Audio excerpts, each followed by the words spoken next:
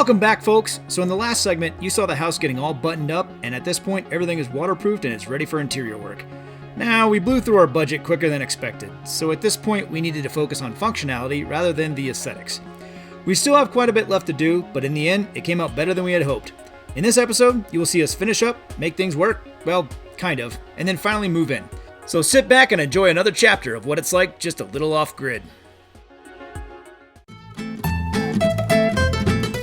So in the last segment, I left off with setting up the commode, and to make this toilet deposit ready, there has to be an exit. Thus, this is what you see here. We are backfilling the septic systems that we repurposed from a couple of 275-gallon IBC totes. Now, as I've previously mentioned in the first segment, our soil is mainly rock, so digging in this tortuous subsurface is a nightmare to say the least. But nonetheless, we persevered and got these honkers in the ground.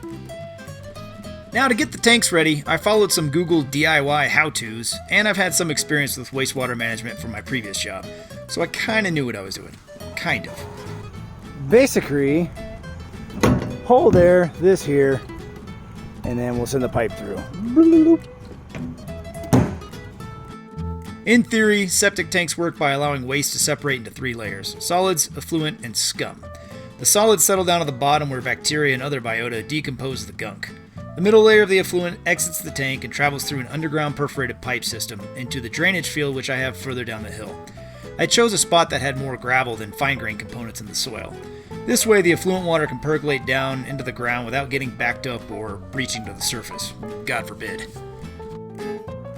So, here's the septic system. We have two 275-gallon IBC totes that I'm going to plumb into the mainline house, outlet right yonder, and then here's the hole. Probably not big enough, so I'm going to do some more digging, but, story of my life. And then the baffling I'm actually putting together right now with 3-inch PVC. And, yeah, in theory, it should work.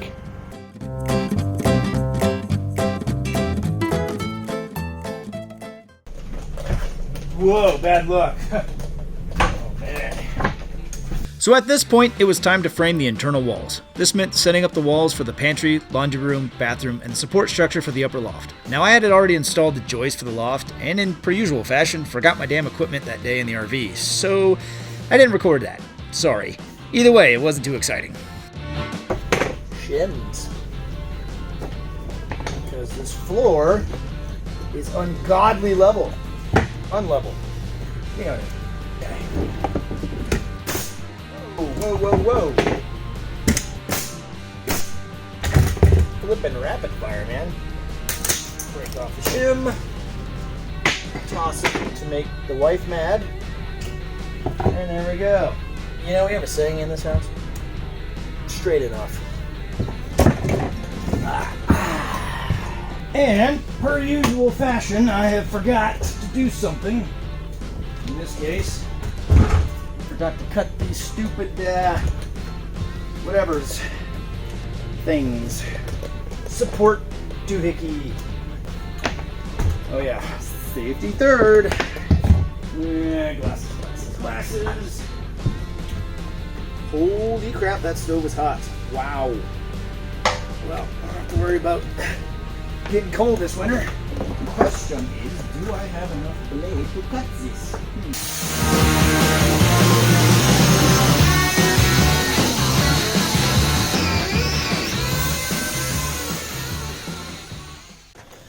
Alright, so things are starting to come together. Now, we kind of went in a weird order because we already have stuff in here and we're still balloon framing the loft, and then over here is going to continue. So a little closet crawl space doohickey. Oh, I'm bleeding. Yeah, well, story of my life. And then, can't see the marks on the floor. This will be laundry room, which will go all the way up to the ceiling. And then over here, we got there's going to be a barn door. And then, open all the way back. Kind of see the hallway set up. So we got the hallway, barn door there, toilet, blah, blah, blah. Pantry door with a walk-in pantry, our tub, and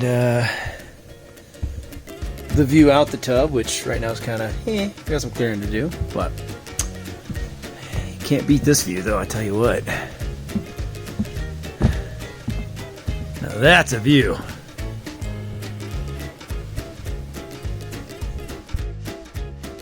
Next on the list was the sheetrock, but before we could tackle that, we had to tend to a few odds and ends. One of which was replacing all the half-assed temp braces I put on the doors so we could properly lock them.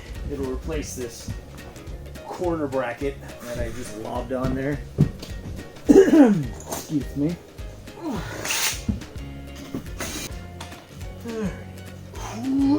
It's kind of boring, so I'm not going to film it, but I'll show you after. And voila! Ignore my door jam. I know it, but it'll work. We'll just sheetrock over it, and it'd be like, new. And you won't even know. So after that, we wanted to tackle the ass tons of buried tree carcasses next to the house. We wanted to make sure to get them out of the way before the big snow comes. That meant, once again, hucking logs with the old meat tractor to get them over to the slash pit. So finally, it's sheetrock time. This part went way faster than we expected, which was a most welcome change of pace. Up to this point, everything was a real struggle, so it was much welcome to be able to take our time. Well, more or less. I forgot to cut the angle. Yeah, I was just going to say, there's any angle. Son of a bitch! So easy. Okay.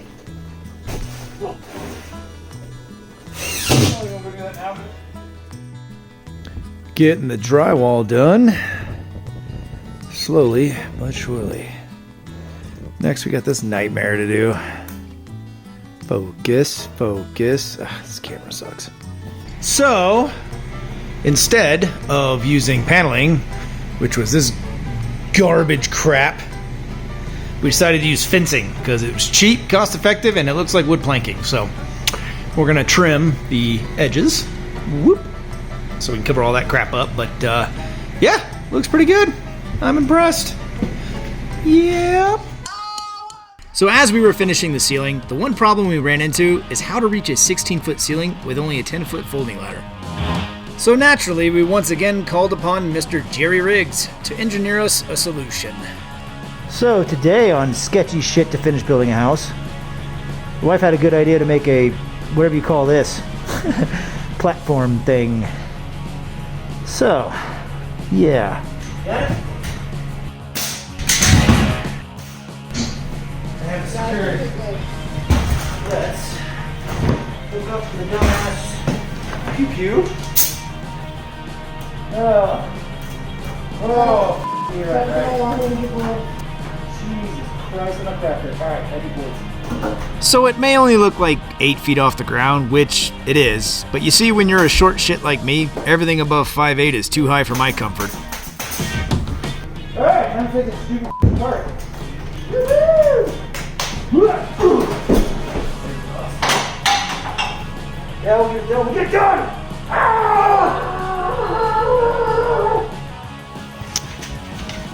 Our humble abode.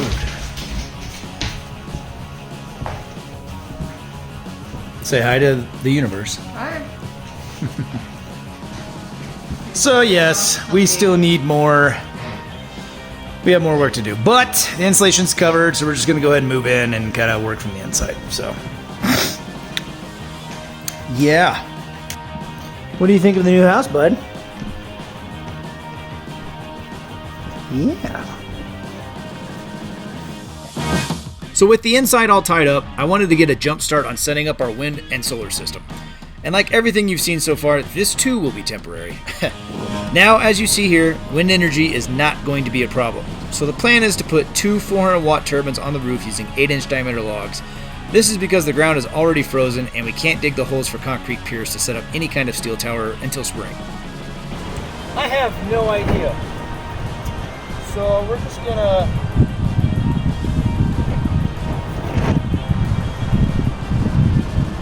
$18 inches sounds good.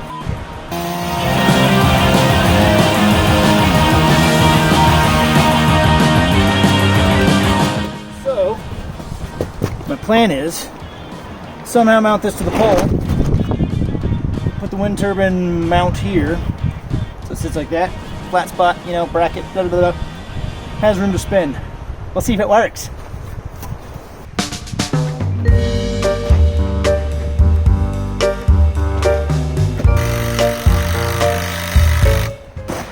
So I'm a dimmy dumbass, and I'll show you why. Cool idea, right? I was like, there's a flat spot, you know? But when it spins, blades will go smack right into the sucker. So I can't do this. Alright, live and learn, yeah? After much tribulation, I finally figured it out. I mounted the turbines to the poles directly using 12-inch lag screws and construction adhesive. Now it isn't pretty, and I damn near had a panic attack screwing it into a roof. But it had to be done nonetheless. Let's just hope they don't get ripped off the roof by the high winds up here. Now that the whirly gigs are mounted to the roof, it's on to slapping together our solar system. The panels you see here are actually part of a starter kit we got from a company called Renogy. The system itself is a 24-volt, 800-watt configuration that came with the controller, solar cable, and a few other accessories. If you're interested in an inexpensive system with a good warranty, I'll put that link in the description for y'all to check out. That's a lot heavier than I thought it was going to be. Woo! Okay, don't break. Please don't break. Come on.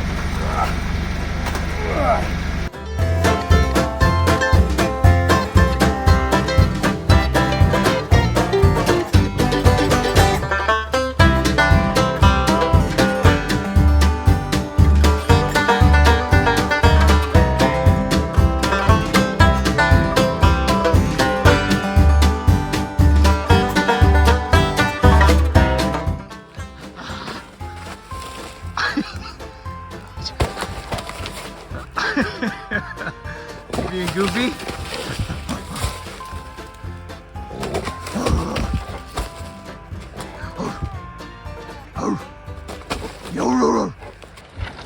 Okay, so here's the finished product. 800 watts of solar on a rickety ass frame, but like everything on this build so far, it's temporary. So plan is I'll probably keep this subframe together, buy some steel, and mount either this on a pole with a rotating type hinge somewhere down there, and then closer to the house too, because with solar, the longer the line you have, the more resistance you have, because it's DC. So anyway, there you go. Oh my goodness! Ugh. It is such a tight fit back here. Whew. Anyway, okay. So here's our solar system, right? You saw this, the panels outside. They run into this system right here through this lovely sealed hole. And this is basically the brains of the operation. So this controller essentially takes the input current voltage and then pumps into the batteries at a 24 volt rate, right? These two devices are our controllers for the wind turbines that are on the roof. They're 115 volt, 3-phase AC, and then these convert it to a 24 volt output to feed the batteries, right? 800 watts, 400, 400, you get it. The only problem with them is they work kinda. So I got them off Amazon. For the price point, they're pretty good. But you really have to have high wind to produce any viable voltage. I mean, I think the full potential at a 24 volt output at like 350 watts, winds were roughly 20 miles an hour.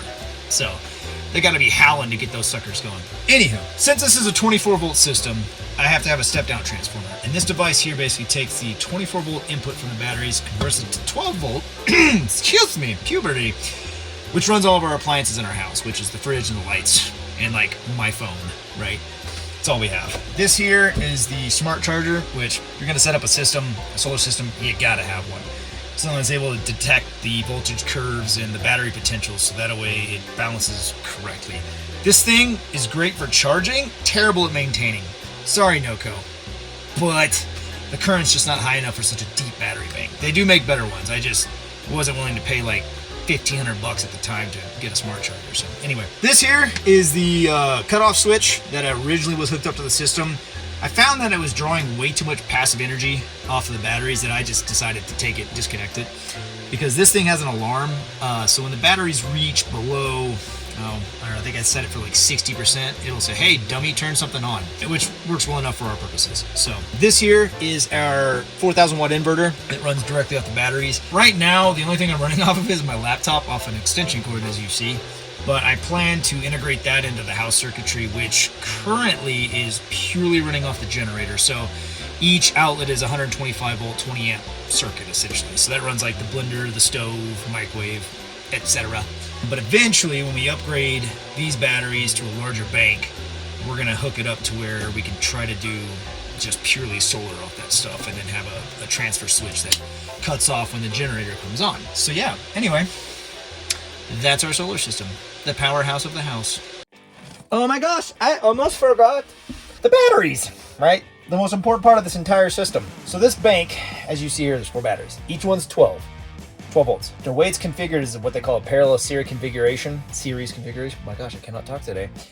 What that means is I'm taking 12 volts, coupling them in a way that makes it 24 volts. And I'll go into that more comprehensively in a later video. Anywho, capacity-wise, right, that's what your amp hours are, right? There's other forms you can use to determine capacity, but generally that's what they're listed on the batteries. The way these are set up, I have roughly 360 amp hours. What that means, oh, this is very uncomfortable. What that means is if I have a 1 amp appliance, in theory, you can run that for 360 hours.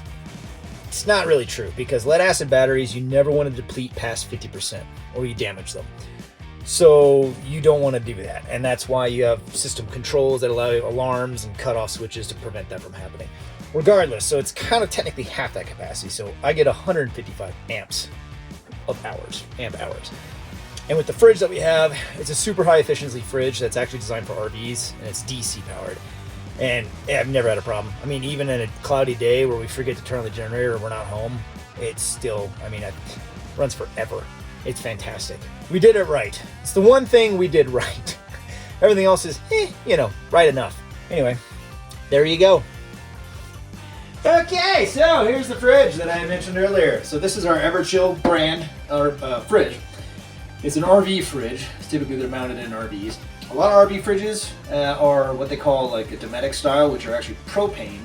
And the propane heats up a ammonia reservoir that boils and it goes through the Bernoulli. Anyway, refrigeration, it's all you need to know. This is all 12 volts, so it's a standard fridge, just runs on DC power versus the conventional AC power you get in most homes these days, right? So it's 16 cubic feet. It fits so much stuff for such a small fridge and for such very little power consumption. So it's 14.5 amps on 12 volts, so barely pulls any power. The only thing I don't particularly care for is I think the refrigeration cycle isn't on a temp sensor, it's on a timing sensor. So that's kind of annoying because it'll run even though it's like already cold, but whatever. It works great for our purpose being off grid. So yeah, fantastic. Well, now that we're officially moved in and we have the house in a condition that is livable, I think it's time for the grand tour. So to start with, the generator. This is the AC powerhouse of the house that charges the batteries, runs our appliances and whatnot. I wish it was electric start because like right now it's -10 and it really sucks to start this sucker. But it does work great. So, not the worst thing, I guess. First world problems, right? Okay, let's head on inside. Voila. So, as you see, we have all the modern comforts that you would need of any given household. TV, guitar, stairs, stove, stuff. So here's my workstation / office / eating area / everything because I don't have an office yet. So yeah, we're getting there. Here's our staircase that we just installed about a couple weeks ago. Standard stringers, and we wanted to do something whimsical, so we kind of used the aspen as a railing, and it's not done yet because we're going to add another one, right there. So anyway, yeah, there's the kitchen, which is just, standard kitchen. You've seen the fridge. Stove, our propane. We got our espresso machine, which is an absolute must for me anyway, which the view is just flipping awesome. That's just, I can't get over that. We lucked out on that. It's to be covered up by our little makeshift door because the dogs like to eat the trash. So, yeah, we need a door on that sucker soon. Here's the stove, which you guys saw us install this in the last segment. But we cleaned it all up, put a coat of linseed oil on it to make it all shiny so it's all glistening and whatnot. And I'll show you our hot water system here. All right, so this is really hard to get in the shot because it's such a tight space here. But I'll show you guys our heating system for the water, right? Water heating system. So this is a thermosiphon, and I use that word loosely because it's a true thermosiphon kind of works passively through the actual heat flow of water. This has a pump, so it's more of just a pump heating, fire-based water heating system. Anywho, so the way this works is I have a 12 volt battery here. It runs this tiny little pump, and this pump will actually pull cold water from the tank, runs it through up and through into this first heat exchanger, then through a second heat exchanger around the flue. And the only reason I did this is because I ran out of copper piping and this wasn't enough to heat it. So this works actually really well. These rubber hoses, before anybody says anything, they're rated for 380 degrees because they're designed for transmission lines. So they're not gonna burn. Well, they could burn, but they haven't yet, so it seems to be working. Anywho, so the hot water gets heated up as it rises, runs back in through the circuit here through the top of the tank. Well, where the blow-off valve used to be, so I just moved the blow-off valve here. So if the pressure gets too hot, it'll, blow off. And I normally have a bucket here, but for filming purposes, obviously. Eventually, this is all going to be rocked in on this side, so you won't even see this. And this tube's going to go down and underneath into the crawl space with an outlet to the side of the house. So if it does ever blow, it'll just push water out that way. Yeah, it works really well. This little pump, got off Amazon, it's for fish tanks, but it's rated to like, I think boiling temps. So roughly 200 degrees, and it works great. And then I have a passive valve for if we don't want to run the system or it's getting too hot. I basically crank this valve, which is backwards, by the way. Go figure. So I open this valve up like that, and then basically that allows it to just kind of passively flow so the pressure won't build up, so it doesn't kick that on. So yeah, it works pretty damn good. It's ugly like everything, but pragmatism. It works well. Stuff. The end. Okay. This is a basically standard laundry room. We got these washer and dryer off Craigslist. I had to fix the washer because, any secondhand stuff, you're always going to have issues with it. But works great. So full size, everything. So here is the bathroom with her toilet, the sink that I broke. So now it's just a hole. So we basically use the bathtub for essentially everything. But full size toilet, and then our shower head. Back to the kitchen. Hey, puppies. Oh yeah, I forgot to mention, we built this loft, which is going to be a reading loft. So the wife wants like bookshelves that are going to kind of come up and around, and so we'll have a little ladder once I get all the construction equipment out of here to put that up there. But we'll go on ahead upstairs. So the upstairs is, well, kind of a mess. We don't have much storage space, but we keep all of our storage equipment there, and obviously there's going to be a wall here, so we'll have a wall with a switch and then like a little closet door that you have to bend underneath. Another window here. And then we got this view, which is just outstanding. Aesthetically, it's ugly inside, and I know, but we'll get there. We'll get there. So, nice and spacious. Oh no, you gotta go potty, buddy? All right, so the one thing I wanted to explain a bit was our water system. So, in a previous segment, I mentioned that we have a 1,600 gallon cistern that feeds our main water supply. And that runs underground, roughly 4 feet, 5 feet underground, insulated, because up here the freezes will freeze your pipes, if not that deep. Anywho, comes in through the house, underneath the crawl space, up through the wall, through here. Goes through a little sediment filter into this on-demand RV pump. The way these work, there's a pressure switch in here, so whenever I turn on a faucet, the pressure drops, which automatically sends a signal to kick this thing on. So it keeps it at a rough pressure of around 45 PSI, I believe. Yes, 45 PSI.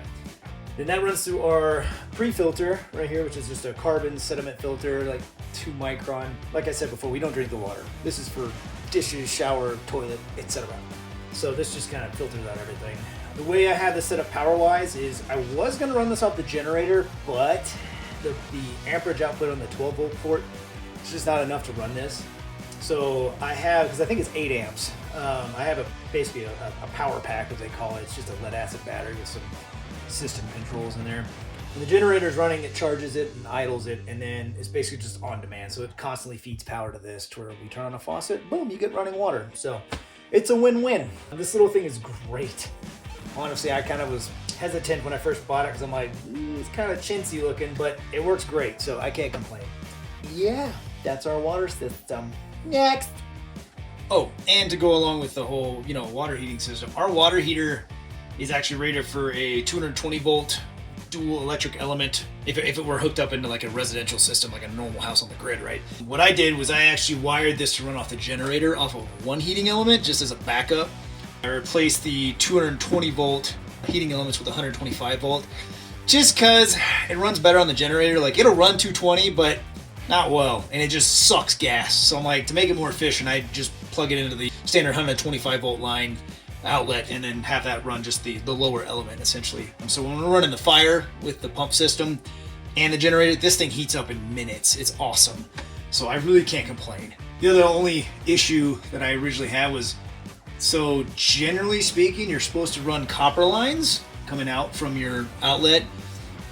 But I mean, this PEX I think's rated to 200 something degrees. So we don't get it that hot. I might replace this eventually with actual copper or flex, stainless steel flex tubing or something. But for now, meh, it works. I mean, worst case, if it blows, I just turn the pump off. So it's not like it's gonna blow water everywhere. So I'm thinking, anyway, in theory, we'll see.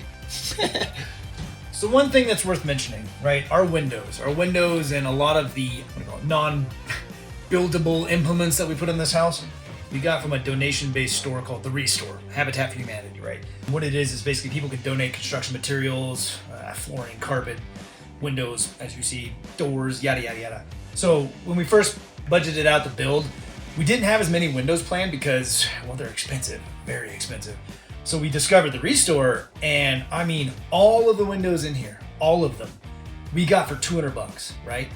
Now, given, like this one, right? It needed some TLC, like all the seals were shot, the track was kind of messed up. But I mean, as you see, like a little bit of TLC and tender love and care, if you didn't know what that means. Yeah, they work great now. So I mean, they're like brand new windows, brand new old windows. Regardless, new to us, and they work. So we're just gonna finish trimming, make them all pretty, paint them whatever paint color the wife decides, because I don't have a say in that, naturally. Yeah. So, cheap windows. Check them out, guys.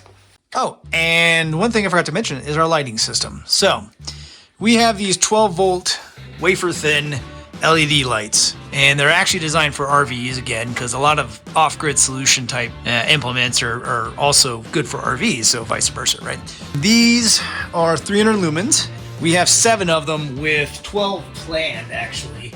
So we have a lot more to install, but right now, we just have enough light to be able to live and enjoy the house for now, because again, doing anything in winter just sucks. So we're gonna wait till springtime before we can, start cutting holes and things and getting the rest installed to make them pretty, because right now there's no ceiling material, as you see. So once that's installed, we can cut the hole, install the lights, bring out the nice aesthetics of this place, because this place has good potential, but right now we're just basically living in a construction zone, so yeah.